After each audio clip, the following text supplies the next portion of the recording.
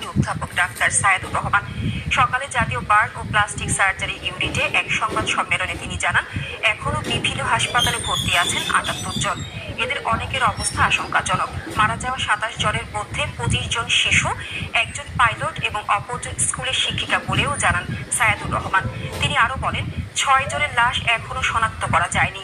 পরিবারের ডিএনএ সংগ্রহ করে সেসব লাশ পরিবারের কাছে দ্রুত সময়ের মধ্যে হস্তান্তরের কথাও জানান তিনি।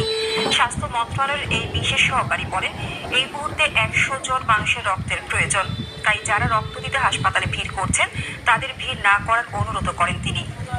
খুবই দুঃখজনকভাবে গতকাল রাতে আরো ৮ জনের মৃত্যুর পর